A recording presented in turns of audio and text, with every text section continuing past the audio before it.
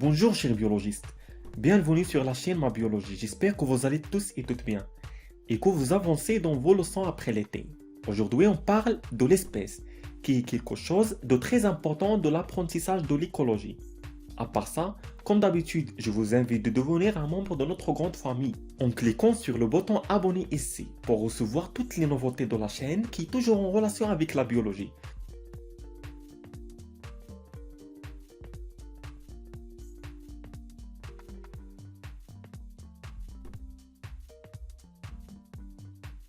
Je dois vous signaler que nous avons publié des articles sur notre site mabiologie.com.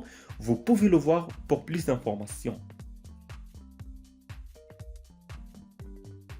On a dit dans la vidéo précédente que la définition généralement admise est que l'écologie est la science qui étudie trois axes: les conditions d'existence des êtres vivants, les interactions et les relations existantes entre les êtres vivants et les interactions entre les êtres vivants et leur milieu.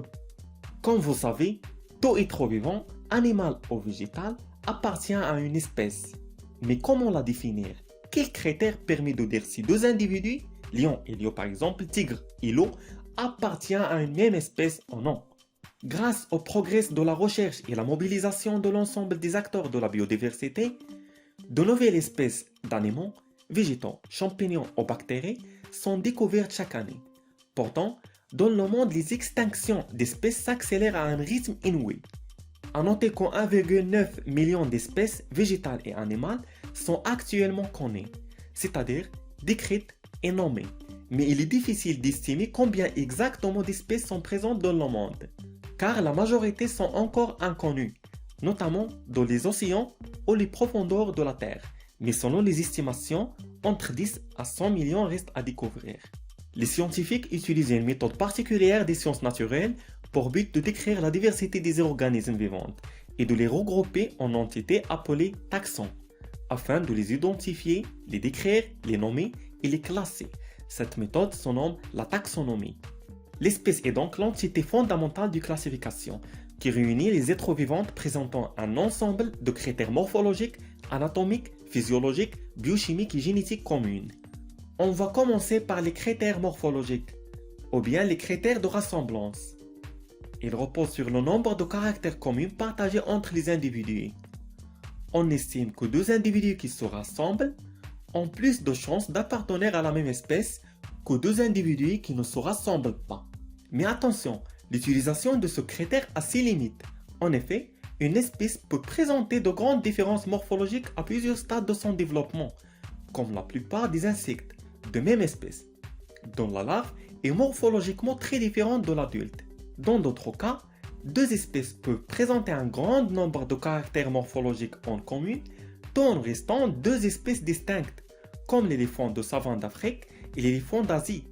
Ce critère morphologique ou de rassemblance n'est donc pas suffisant pour déterminer si deux individus sont membres de la même espèce ou non. Le deuxième critère que nous allons aborder, c'est la viabilité des descendantes. Pour que deux individus appartiennent à la même espèce, ils doivent pouvoir se reproduire. Et leurs descendantes doivent être aptes à vivre, doivent être viables.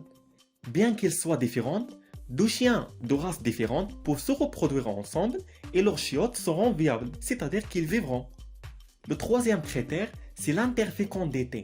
Pour que deux individus appartiennent à la même espèce, leurs descendantes doivent être fécondées, c'est-à-dire qu'ils doivent pouvoir se reproduire à leur tour. Dans le cas de croisement d'animaux très semblables, mais d'espèces différentes, le résultat du croisement porte le nom d'hybride, comme le ligre, issu des croisements d'un lion et d'une tigresse, ou le mulet, qui est le produit de la reproduction entre un âne et une jument.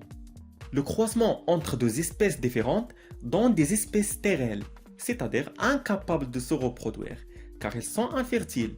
On peut donc établir que le lion et la tigresse, ou l'âne et le cheval, ne font pas partie de la même espèce. A noter que nous pouvons parfois parler sur les critères moléculaires et génétiques. Par exemple, si on ne retrouve pas de gènes communs entre deux espèces, ce sont alors deux espèces différentes. Et on parle ainsi sur les critères écologiques, surtout aux espèces végétales. Par exemple, deux populations qui n'ont pas la même période de floraison ne peuvent pas se reproduire. Ils forment donc deux espèces différentes. On peut résumer qu'une espèce regroupe tous les individus qui ont des caractéristiques phénotypiques similaires, qui sont capables de se reproduire entre eux et de coloniser un certain milieu, qui ont des descendants qui peuvent se reproduire entre eux pour donner une descendance qui à son tour pourra se reproduire. Si vous avez des questions, laissez-moi savoir. Merci et à très bientôt.